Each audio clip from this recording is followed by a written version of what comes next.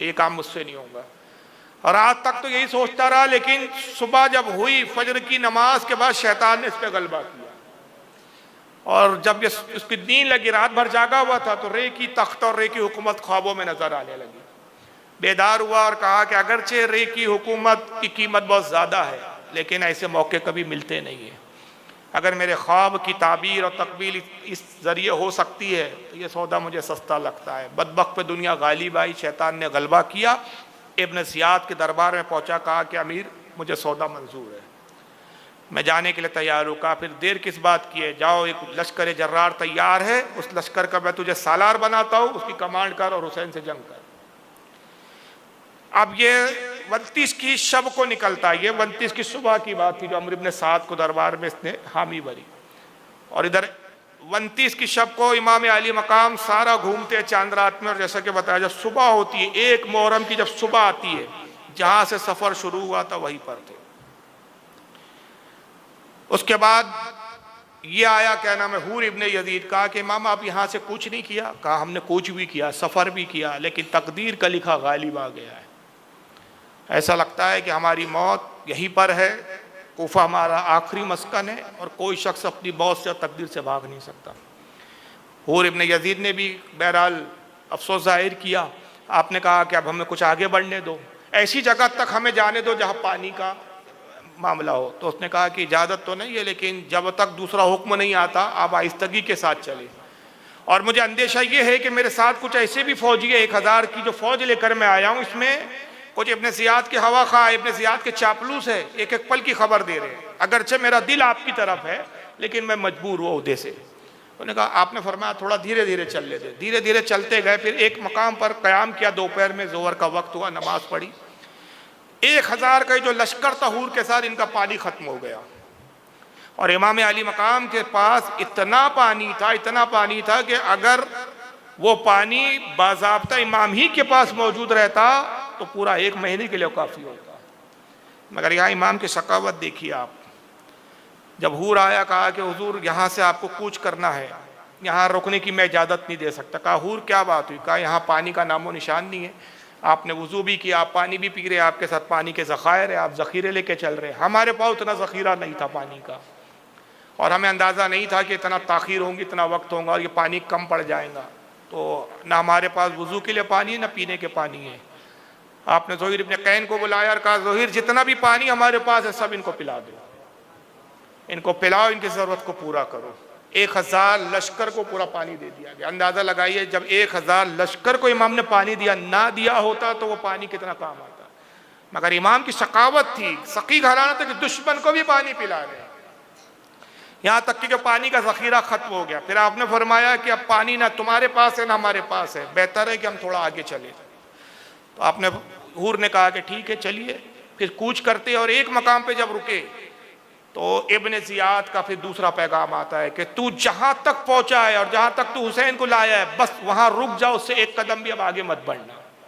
मैं तेरे पीछे अनकरीब अमर इब्ने साद के साथ एक फ़ौज रवाना कर रहा हूँ। जैसे ये पैगाम पहुँचा, हूर आया, कहा कि हुजूर अब रुक जाइए, इसके आगे अब बढ़ने की मैं इजाज़त नहीं दे सकता।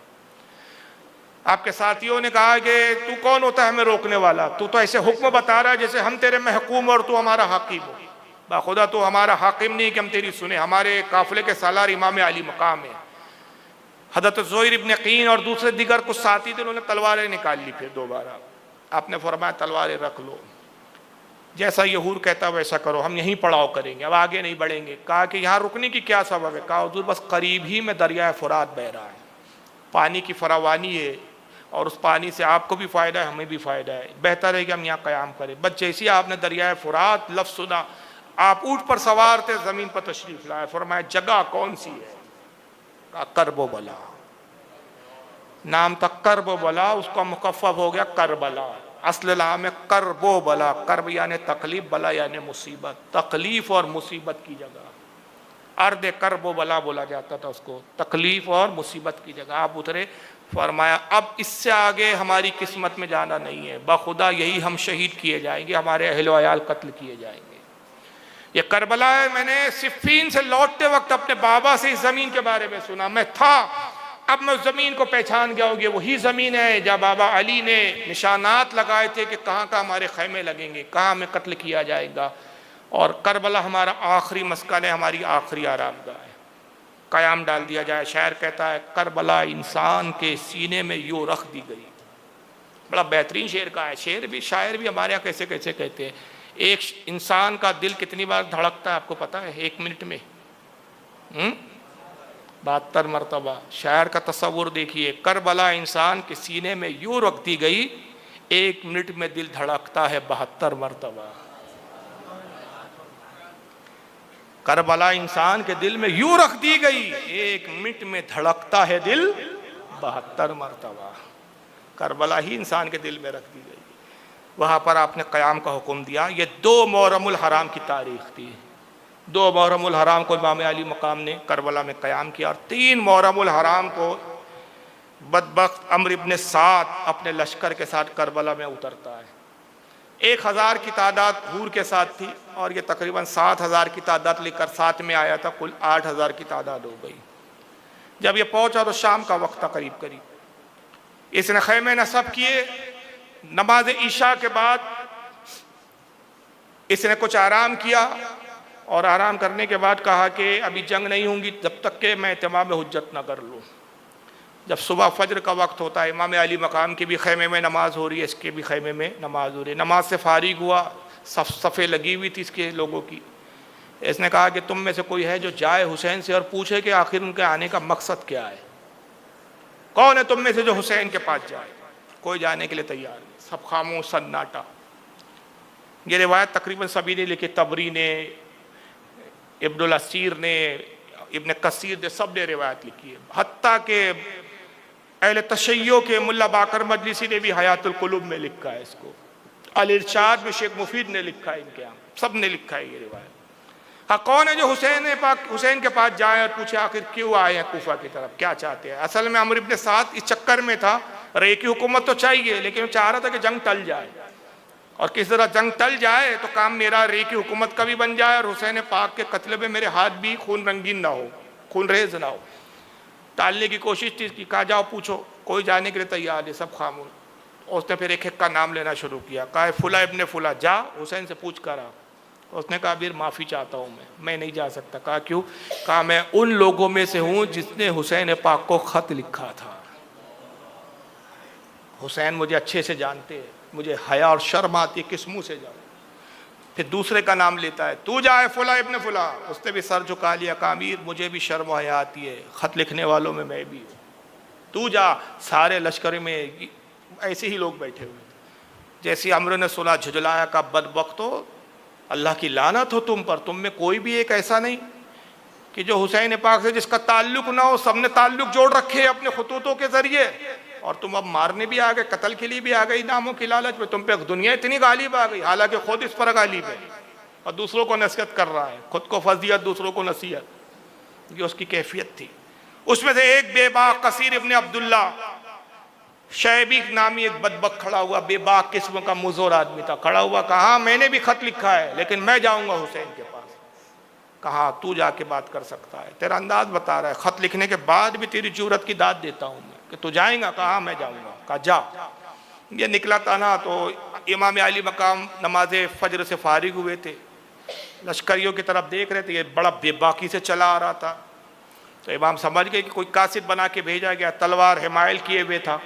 जब करीब आया तो हज़रत इमाम अली मकाम के एक असाव थे, आपके साथी में थे, अबू समामा अस्साइदी। उन्होंने देखा, तेजी से दौड़ते हुए उसके पास गए, उसको बीच में रोक लिया। कहा रोक, क्या इरादे है?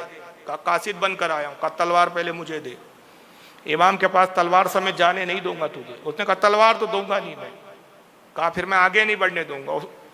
हज़रत अबू समामा अस्साइदी ने अपनी तलवार निकाल ली। कहा पहले मुझसे जंग करनी होगी, तभी हुसैन पाक इमाम अली मकाम तक जा पाएगा। कहा मैं जंग के इरादे से नहीं आया, मुझे जंग की इजाज़त नहीं है, जंग का हुक्म नहीं है, सिर्फ पैगाम पहुँचाने का हुक्म है। कहा अगर पैगाम पहुँचाने आया और कासिद बनकर आया, कासिदों की तरह तलवार मुझे दे दे। उसने कहा तलवार मैं नहीं दूंगा। कहा फिर मैं मिलने नहीं दूंगा। ये मामला अमर इब्न साद देख रहा, अमर ने आवाज़ दी वापस आ जा। कहा क्या हुआ, क्यों रोक दिया गया तू? कहा वो तलवार के बगैर वो जाने के लिए कह रहे थे और मैं अपनी तलवार नहीं छोड़ सकता। कहा बदबख्त तलवार दे देता, कौन सा कत्ल कर देते तुझे? कहा नहीं मैं तलवार नहीं छोड़ता। कहा बैठ जा तू, तो वाकई मुजोर शख्स है। कौन है जो अब जाए? एक दूसरा शख्स खड़ा हुआ, कुरा बिन कैस। कहा मैं जाता हूँ। अच्छा, कहा जा पूछ इमाम से क्यों आए हैं, क्या मकसद है।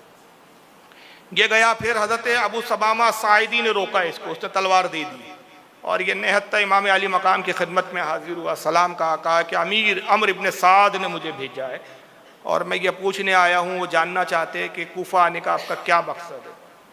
आपने फरमाया मैं भी अम्र से बात करना चाहता हूँ। अम्र से कहो कि एक ऐसी मजलिस का मौका फराम करे जिसमें वो और मैं रहूँ, तीसरा कोई ना रहे, ताकि हम आपस में कुछ गुफ्तगू कर सकें। पैगाम पहुँचाया इसने, कुरा बिन कैस ने। उसने कहा अच्छा ठीक है, इमाम से कहो कि अभी तो मुमकिन नहीं है, रात में जो है एक दरमियान में आपकी और हमारी जो फौजें खड़ी है उसके दरमियान में खैमा नस्ब किया जाए। मैं खैमा बनाने का हुक्म देता हूँ, जब खैमा तैयार हो जाए नमाज ईशा के बाद गुफ्तगू होगी। बीच दरमियान में खैमा बनाया गया।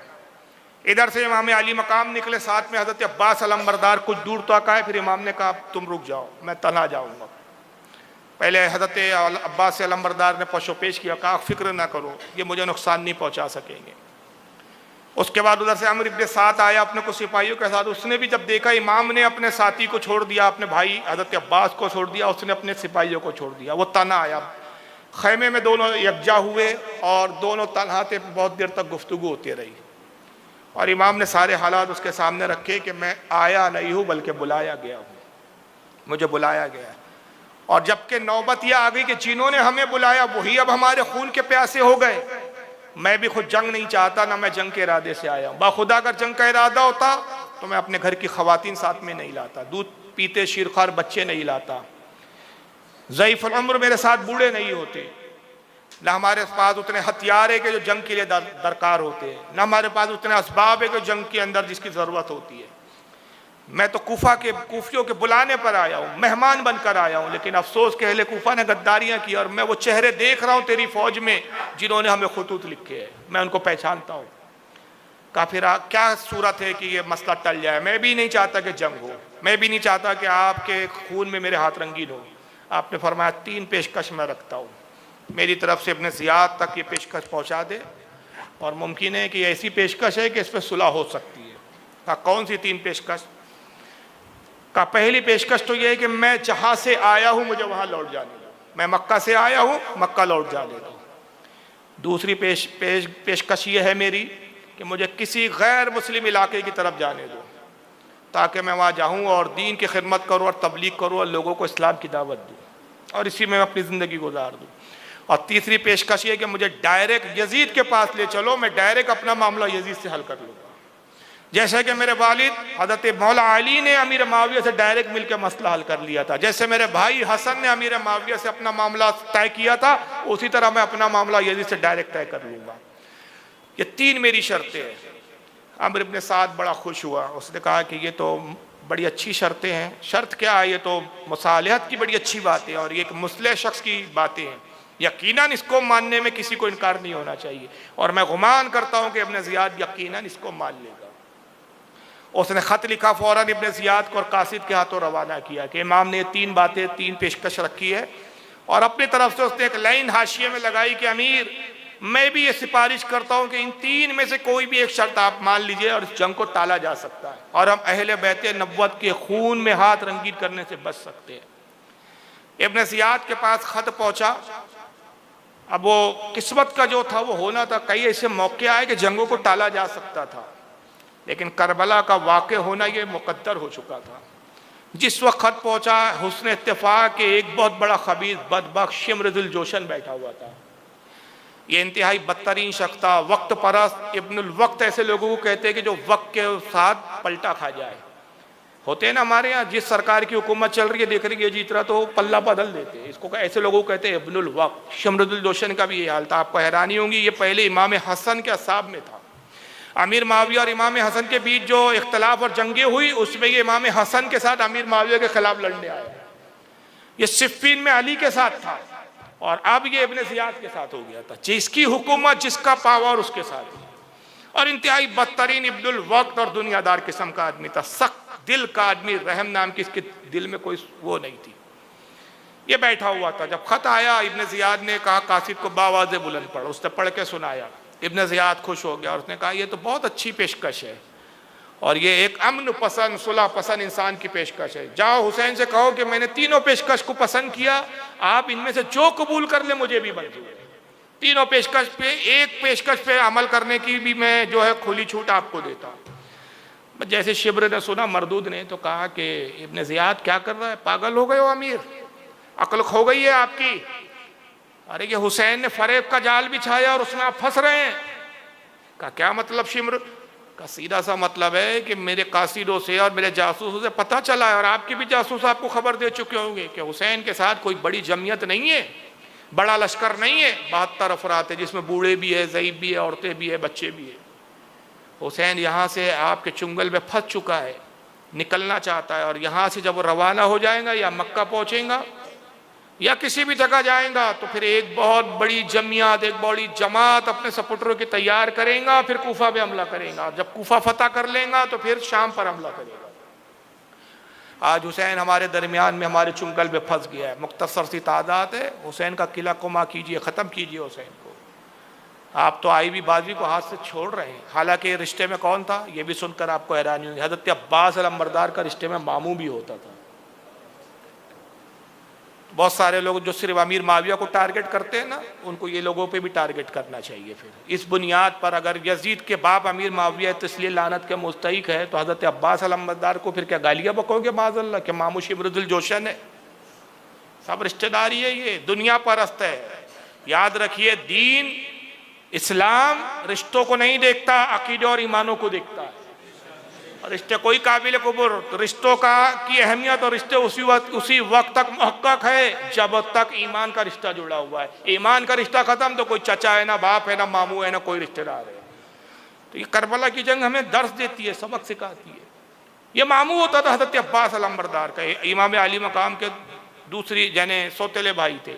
अब सौतेले इसलिए बोल रहा हूँ कि लफ्ज़, हालांकि लफ्ज़ बोलना मुझे बड़ा बार लगता है क्योंकि इस लफ्ज़ में थोड़ी सी दूरी नज़र आती है, लेकिन अभी हमारी बोलचाल में बैर खैफ। उसने कहा कि अमीर ये आप जो है हुसैन को मोहलत मत दीजिए। तो इब्न ज़ियाद कहा कि अरे शिम्र, मैं तेरा शुक्रगुजार एहसानमंद, वाकई तूने सही मशवरा दिया। मैं भी अमर इब्न साद की इन चिपड़ी चौपड़ी बातों में आ गया और मेरा जहन इस तरह मुंतकिल ही नहीं हुआ। तुम सही कह रहे हो और ये सब अमर इब्न साद की चालाकियां हैं। कमबख्त जाने से पहले भी बड़ा नाटक कर रहा था, जंग पे जाना ही नहीं चाहता था, लेकिन क्या करे कि हमारे बीच अमर से बड़ा कोई जर्नल है भी नहीं इस वक्त के जो बड़ी फौज और बड़ी जंग के लिए कमांडिंग कर सकता है। हमारी भी मजबूरी है। मैंने उसको रे की हुकूमत का लालच दिया, हालांकि वो जाने में इनकार कर रहा था, पशोपेश कर रहा था। मालूम होता है कि जंग को टालना चाहता है। ऐसा करके तू बाकी जो बची फौज है वो साथ में ले जा। और फिर पैगाम लिखा और पैगाम